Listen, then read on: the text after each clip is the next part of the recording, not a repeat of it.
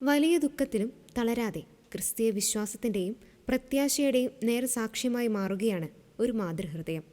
വാഹനാപകടത്തിൽ ഗുരുതരമായി പരിക്കേറ്റ് മരണത്തോട് പോരാടിയ 23-കാരിയായ തൻ്റെ മകളെ അവളുടെ ജീവൻ നഷ്ടപ്പെടുന്നതിന് തൊട്ടുമുമ്പ് സ്വർഗീയ മണവാളന് പൂർണ്ണമായി സമർപ്പിച്ചുകൊണ്ട് അമ്മ പ്രീത ഷാജി പറഞ്ഞ വാക്കുകൾ ആരുടെയും കണ്ണുകളെ ഈറനണിയിക്കുന്നതാണ്. നാളെ എൻ്റെ മകളുടെ യേശുവുമായുള്ള വിവാഹമാണ്, ഞങ്ങളുടെ കുടുംബത്തിലെ ആദ്യത്തെ വിവാഹം.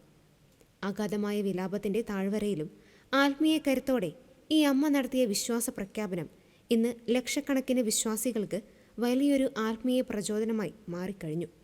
കുട്ടികളുടെ ആത്മീയ വളർച്ചയ്ക്കായി പ്രവർത്തിക്കുന്ന ഏഞ്ചൽസ് ആർമി മിനിസ്ട്രിയുടെ ആരംഭകരിൽ ഒരാളായ പ്രീത ഷാജിയാണ് ഹൃദയം തകരുന്ന നിമിഷത്തിലും വിശ്വാസത്തിൻ്റെ കണ്ണുകളോടെ സ്വന്തം മകളെ യേശുവിൻ്റെ തൃക്കരങ്ങളിൽ സമർപ്പിച്ചത്. എറണാകുളത്ത് ACCA വിദ്യാർത്ഥിയായിരുന്ന ജിയാന മറിയം ജോസഫ് കഴിഞ്ഞ മെയ് 23-ന് കോഴിക്കോട് വെച്ചുണ്ടായ ദാരുണമായ വാഹനാപകടത്തെ തുടർന്നാണ് സ്വകാര്യ ആശുപത്രിയിൽ ചികിത്സയിലായിരുന്നത്.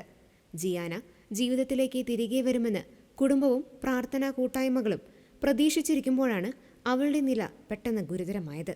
തുടർന്ന് ജൂൺ 5-ന് പുലർച്ചെ 5:15 ജിയാന ഈ ഭൂമിയിലെ പ്രവാസം അവസാനിപ്പിച്ച് ദൈവസന്നിധിയിലേക്ക് യാത്രയായി.